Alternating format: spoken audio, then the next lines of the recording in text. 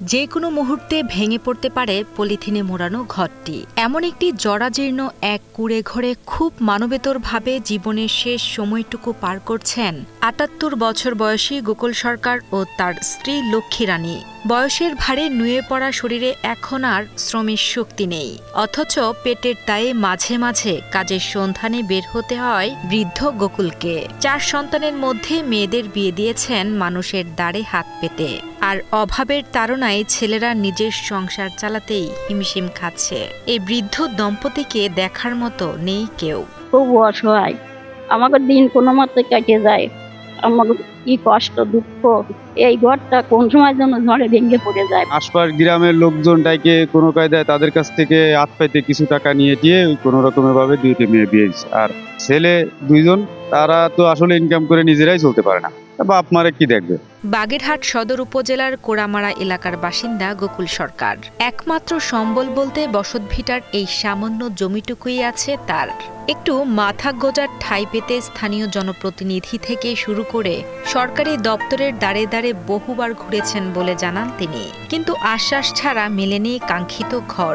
চরম দারিদ্র্য আর বঞ্চনার শিকার হয়ে এই দম্পতি এখন বিশ্বাসই হারিয়ে ফেলেছেন তাদের দিকে কেউ সাহায্যের হাত বাড়িয়ে দেবে। আমার এই বাড়ির এই 5 শতক জায়গা ছাড়া আর আমার একটুও কোথাও 1 তোলা জায়গাও নেই, তাই এই ঘর ভাঙবো কিভাবে সেই চিন্তায় আমার ঘুম হয় না। মেম্বারের দ্বারা কিন্তু সবাই দেওয়ার কথা করে আশ্বাস করে এই দৃষ্টি এই আসতেছে বলে বর্ষাকালে তো কিভাবে কাটাইছি। জীবনের শেষ বয়সে এসে এই দম্পতির চাওয়া খুব সামান্য, শুধু নিরাপদে ঘুমানোর মতো একটি ঘর। সমাজের বিত্তবান বা প্রশাসনের সামান্য দৃষ্টিতেই পারে তাদের এই দুর্বিষহ জীবনের অবসান ঘটাতে।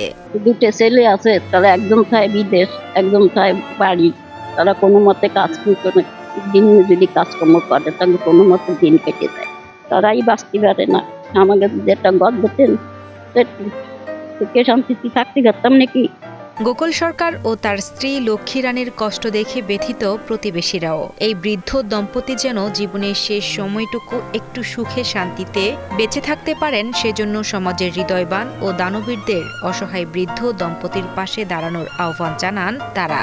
এরা এই যেভাবে বসবাস করে, এভাবে আসলে খুব কষ্ট লাগে আমাদের। সরকারের কাছে একটাই দাবি, এদের যে একটু বুড়ো বয়সে মানে শেষ বয়স, এদের যে কোনো কায়দায় একটু ভালোভাবে থাকতে পারে কিনা, এইটুক সরকারের কাছে আকুল আবেদন। খুবই সমস্যার মধ্যেই ওরা জীবনযাপন করে। আমি চাই তার সে যেন একটা ঘর পাই।